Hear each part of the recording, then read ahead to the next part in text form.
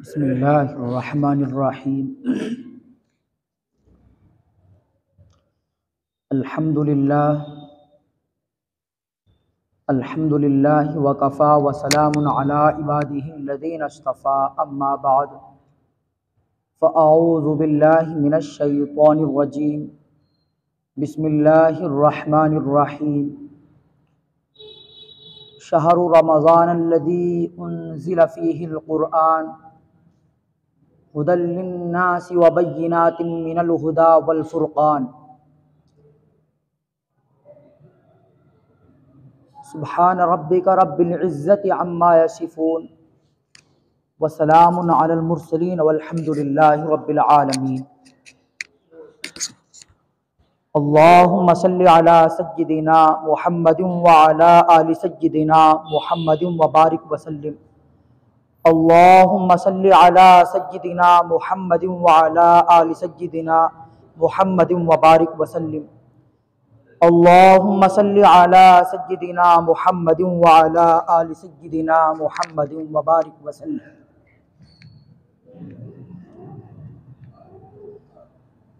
اللہ کو اپنا بنا لو، اللہ کو دل میں بسا لو، اللہ کو اپنا بنا لو، اللہ کو دل میں بسا لو۔ یہ زندگی ایک مہلت ہے، روٹھے ہوئے رب کو منا لو، اللہ کو اپنا بنا لو، اللہ کو اپنا بنا لو۔ اب سب رشتوں کو چھوڑو، اللہ سے رشتہ جوڑو۔ اب سب رشتوں کو چھوڑو، اللہ سے رشتہ جوڑو۔ ہر غیر سے اب ہٹ کٹ کے اللہ سے لو لگا لو، اللہ کو اپنا بنا لو، اللہ کو اپنا بنا لو۔ اللہ سے غفلت کیسی، اللہ سے دوری کیسی۔ اب سب وردوں کو چھوڑو، اللہ کو ورد بنا لو، اللہ کو اپنا بنا لو، اللہ کو اپنا بنا لو۔ معزز حاضرین، الحمدللہ آج رمضان المبارک کا پہلا جمعہ ہے۔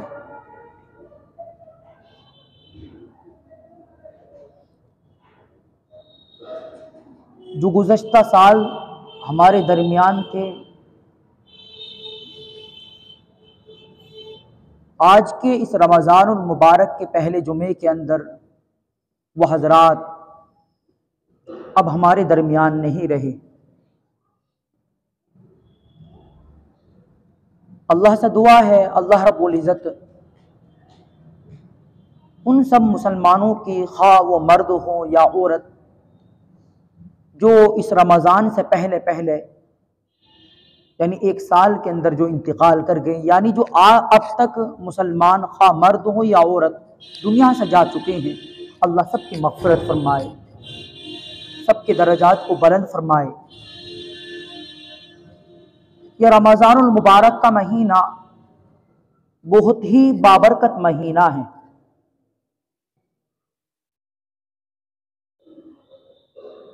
رمضان المبارک کا مہینہ یوں کہا جائے اللہ رب العزت کو منانے کا، اللہ کو راضی کرنے کا، اور نامہ اعمال کے اندر نیکیوں کا ڈھیر لگانے کا یہ مہینہ ہے۔ ہم جب آپ علیہ الصلوۃ والسلام کی زندگی کو دیکھتے ہیں کہ آپ علیہ الصلوۃ والسلام کا رمضان المبارک مہینے کے اندر کیا معمول ہوتا تھا، تو تین باتیں سامنے نکل کر آتی ہیں۔ تینوں باتیں بہت اہم باتیں ہیں۔ نمبر ایک، آپ علیہ الصلوۃ والسلام کا اس رمضان المبارک مہینے کے اندر جو معمول تھا، آپ علیہ الصلوۃ والسلام اس مبارک مہینے کے اندر اپنی عبادات کے اندر اضافہ فرما لیا کرتے تھے۔ اور عام دنوں کی آپ کی عبادت کا کیا عالم تھا؟ حدیث پاک کے اندر آتا ہے حتی تورم قدما، آپ اتنی عبادتیں فرمایا کرتے تھے کہ آپ کے قدم مبارک پر ورم آ جاتا تھا۔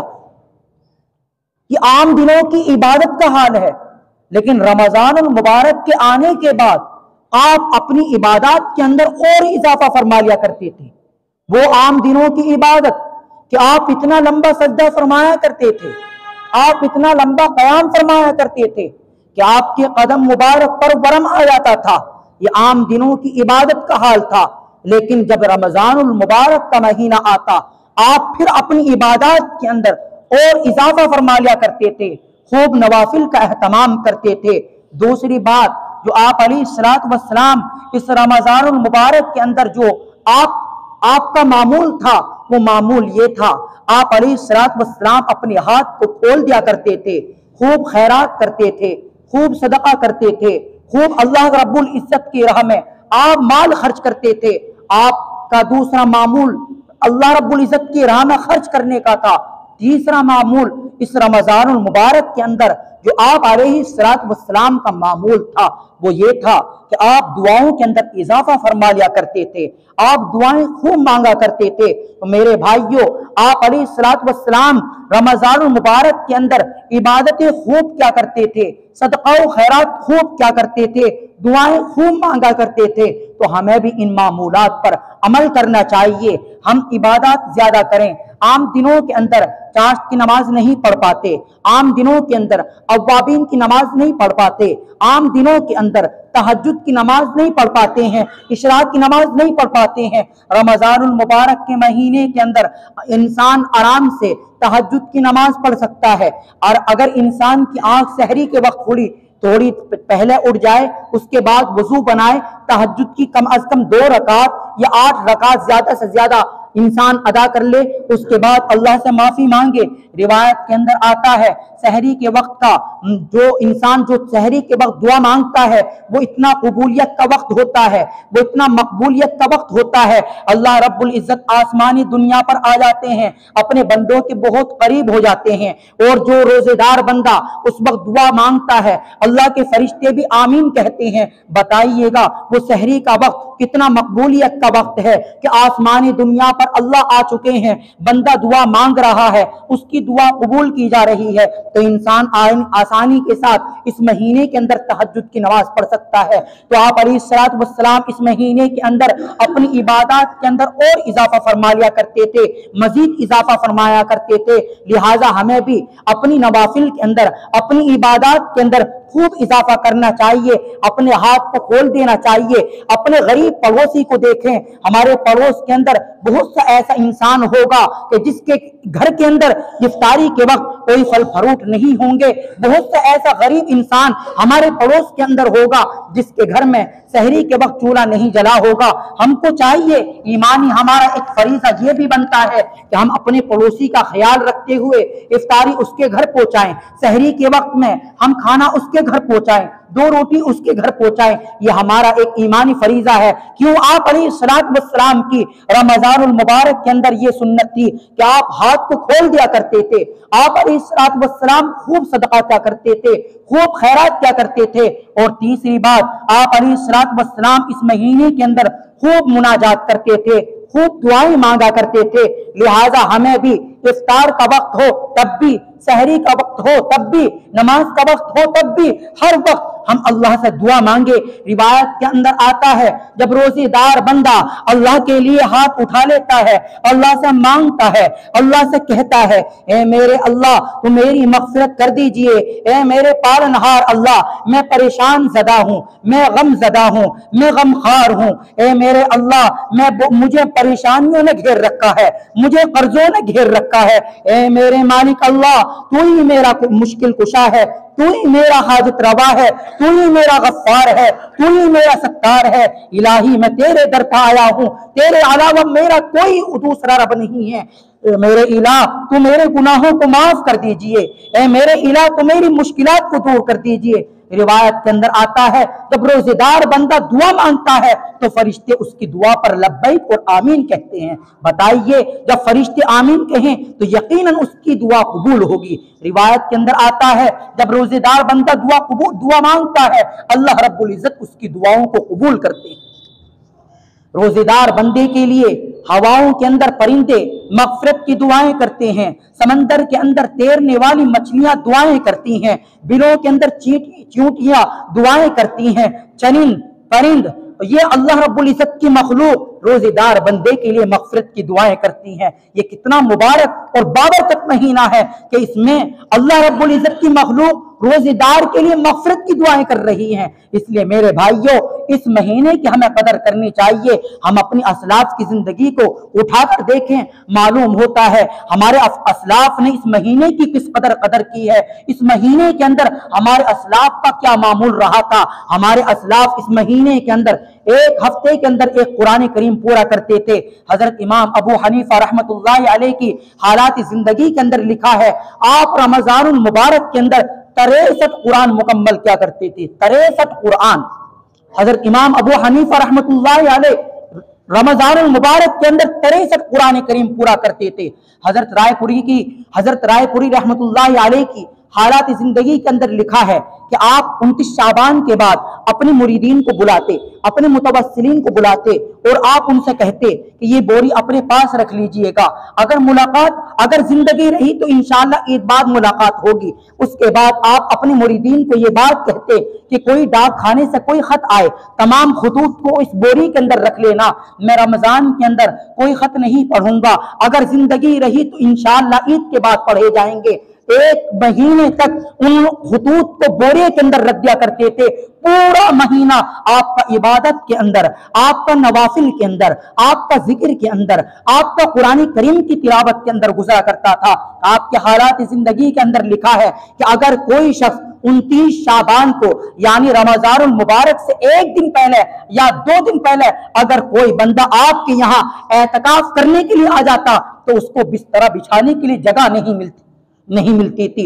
اتنے دور دراز سے آپ کی مسجد کے اندر لوگ اعتکاف کرنے کے لیے آتے تھے۔ یہ ہمارے اسلاف کا طریقہ رہا ہے، یہ ہمارے اسلاف کا طریقہ تھا جو آپ رمضان المبارک کے اندر اتنی عبادتیں کیا کرتے تھے، اتنے آپ رمضان المبارک کے اندر نوافل کا، ذکر کا، قرآن کریم کی تلاوت کا اہتمام کرتے تھے۔ اور کیوں نہ ہو، کیونکہ یہ مہینہ ہے ہی نیکیوں کا سیزن کا، یہ مہینہ نیکیوں کی سیزن کا ہے۔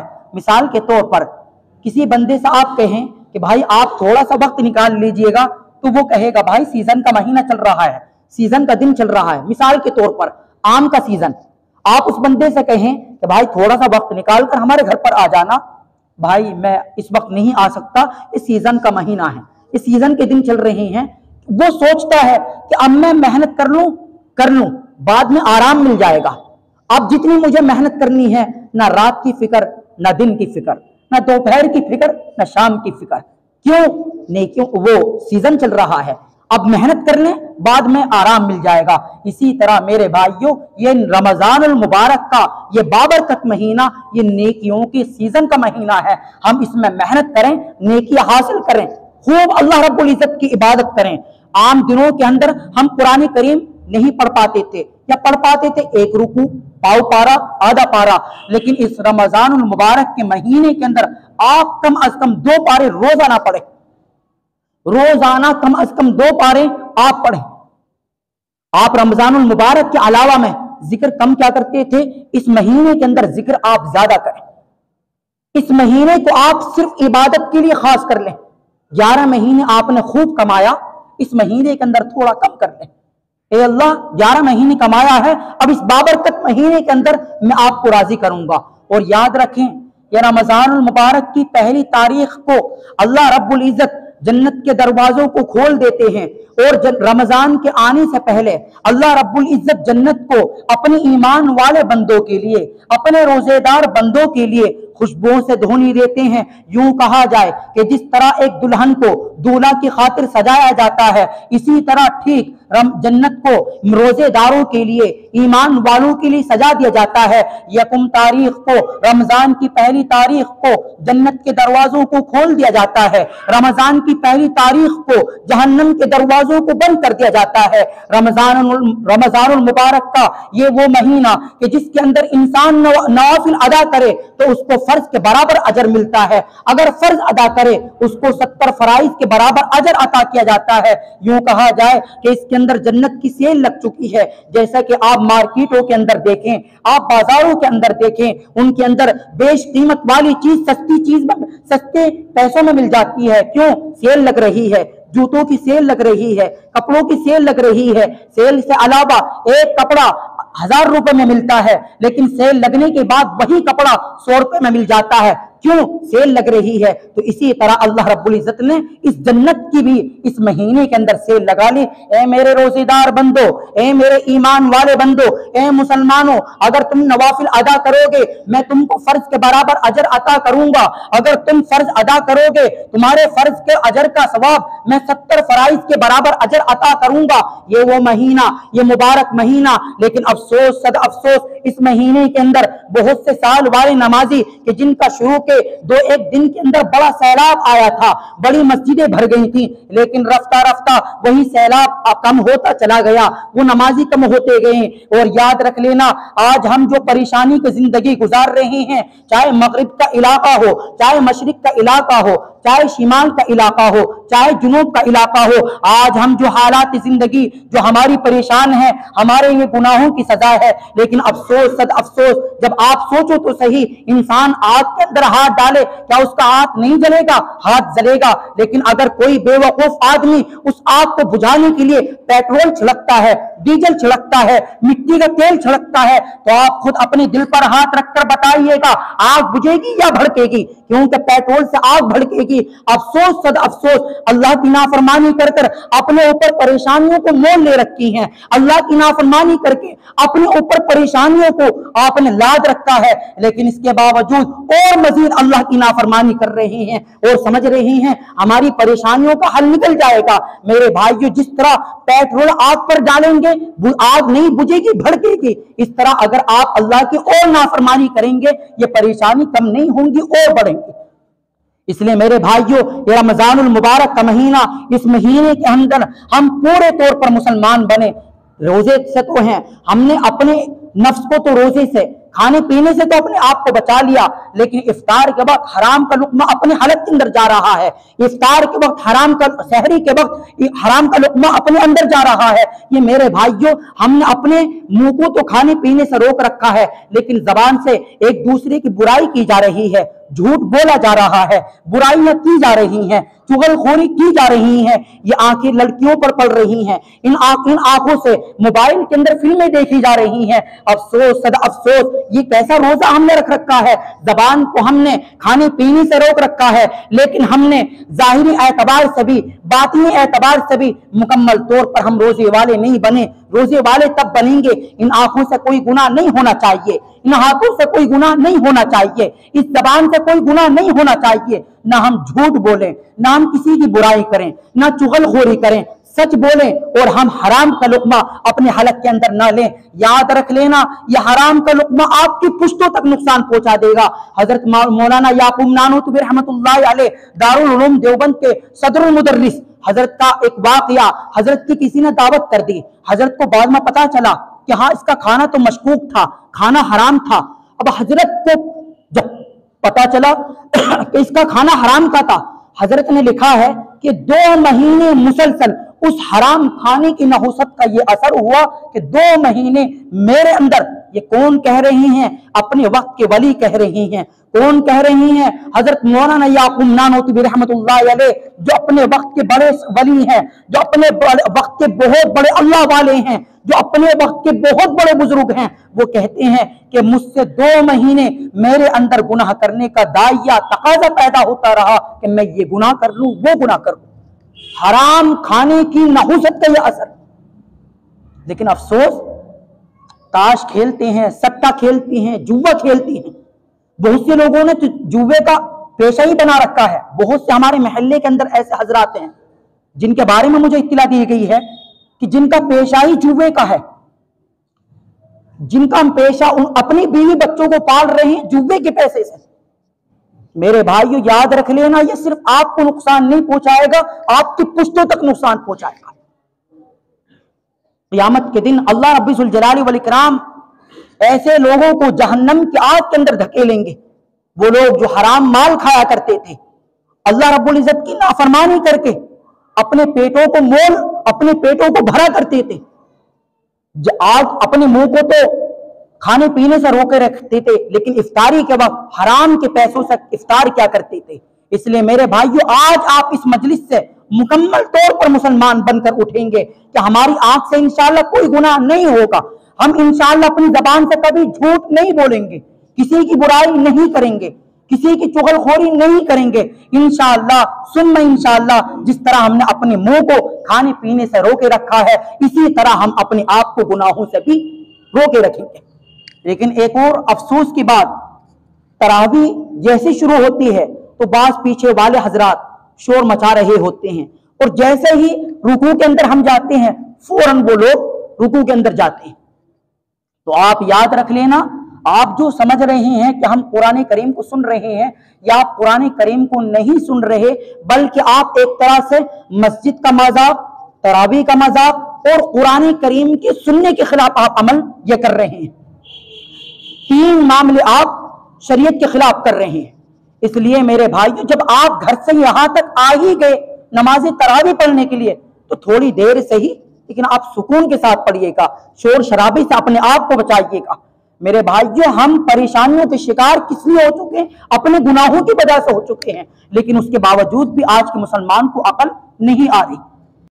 رمضان المبارک مقدس مہینے کے اندر بھی جھگڑا, اس رمضان المبارک کی جس مہینے کے اندر برکات کا نزول ہو رہا ہوتا ہے, جس مہینے کے اندر اللہ رب العزت کی رحمتیں چھم چھم انسانوں پر برس رہی ہوتی ہیں, یہ وہ مہینہ کہ جس کے پہلی تاریخ کو شیطان کو قید کر دیا جاتا ہے, جس کے اندر شیاطین کو قید کر دیا جاتا ہے, اور اللہ رب العزت کی رحمتیں انسانوں کے قریب کر دی جاتی ہیں, برکتوں کا نزول ہو رہا ہوتا ہے.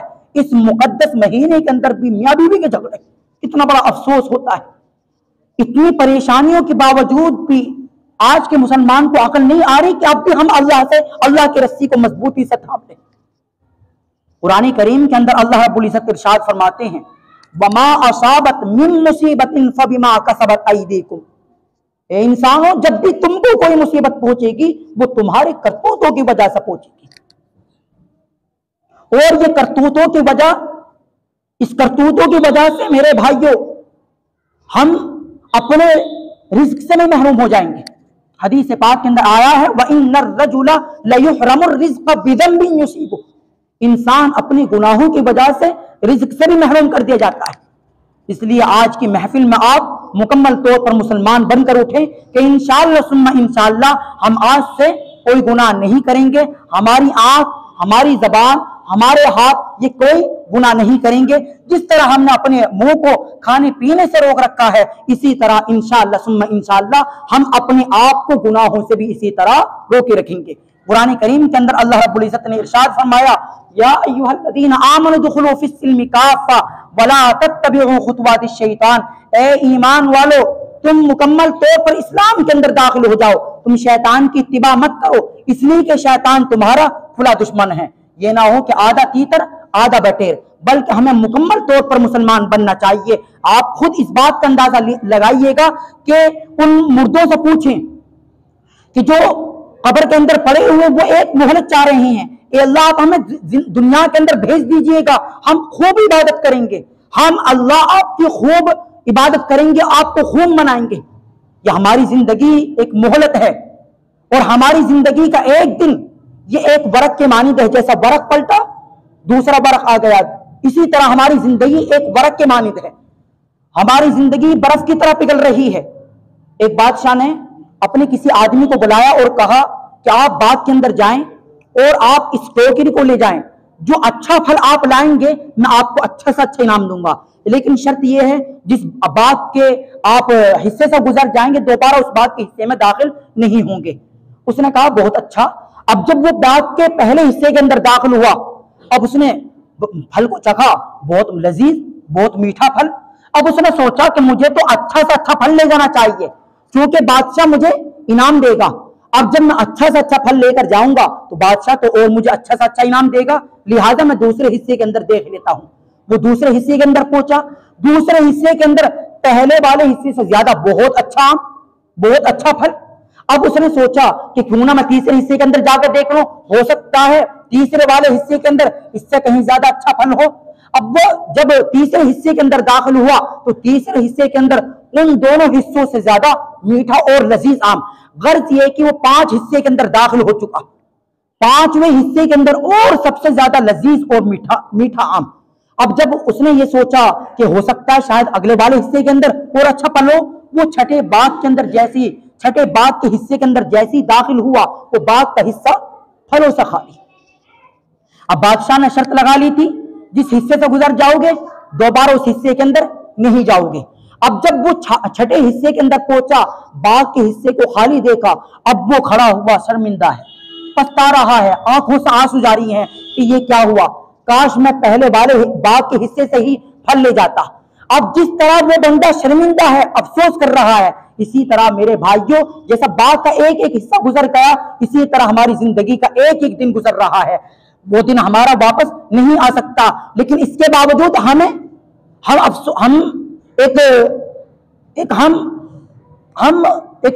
یعنی فکر والی بات نہیں کر رہے، اس کے باوجود بھی ہم نو ٹینشن والی زندگی گزار رہے ہیں، ہمیں افسوس ہی نہیں ہے، ہمیں فکر ہی نہیں، بے فکری زندگی گزار رہی ہیں۔ اور جب موت آئے گی اس کے بعد ہم افسوس کریں گے کہ کاش ہمارے نامہ اعمال کے اندر نیکیاں ہوتی، ہم نیک اعمال کر لیتے، رمضان کی قدر کر لیتے، رمضان کے اندر ذکر زیادہ کر لیتے، موبائل کو 1 مہینے کے اندر کم استعمال کرتے، ذکر زیادہ کرتے، قرآن کریم کی تلاوت زیادہ کرتے، نوافل کا اہتمام زیادہ کرتے، اپنے گھر کے اندر بھی اس چیز کا اہتمام زیادہ کرواتے۔ لیکن اب افسوس کرنے سے کوئی فائدہ نہیں، اللہ نے زندگی دی۔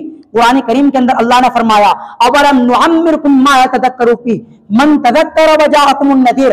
قیامت کے دن اللہ رب العزت کہیں گے کیا ہم نے تم کو اتنی عمر نہیں دی تھی، من تذکر وجاءکم النذیر، کہ تمہارے پاس ڈرانے والا نہیں آیا تھا، کیا ہم نے تم کو اتنی زندگی نہیں دی تھی کہ اپنے اس زندگی کے اندر تم آخرت کی تیاری کر سکتے تھے، نیک اعمال کر سکتے تھے، لیکن اس کے باوجود تم نے آخرت کی تیاری نہیں کی، لہٰذا اب ہم تمہاری کوئی بات نہیں سنیں گے، تمہاری سزا جہنم کی آگ ہی ہے۔ اس لیے میرے بھائیوں آج ہم مکمل طور پر مسلمان بنے، ہم صحیح طریقے سے روزے کو ادا کرنے والے بنے، یعنی کہ نہ جھوٹ بولیں، نہ ہی کسی کی برائی کریں، نہ چغل خوری کریں، نہ موبائل زیادہ استعمال کریں، اور قرآن کریم کی تلاوت بھی کریں، نوافل کا اہتمام بھی کریں اور ذکر بھی کریں، اور آپ جو تراویح کے اندر آپ جو شور مچاتے ہیں اس کو بھی اپنے آپ کو اس چیز سے بھی اپنے آپ کو بچائیں۔ دعا ہے اللہ ہم سب کو مکمل طور پر اسلام کے اندر داخل ہونے والا بنائے، مکمل طور پر ہمیں مسلمان بنائے، اپنے حکموں کے مطابق اور اس مہینے کی قدر کرنے کی ہم سب کو توفیق نصیب فرمائے۔ آمین وآخر دعوانا ان الحمد للہ رب العالمین۔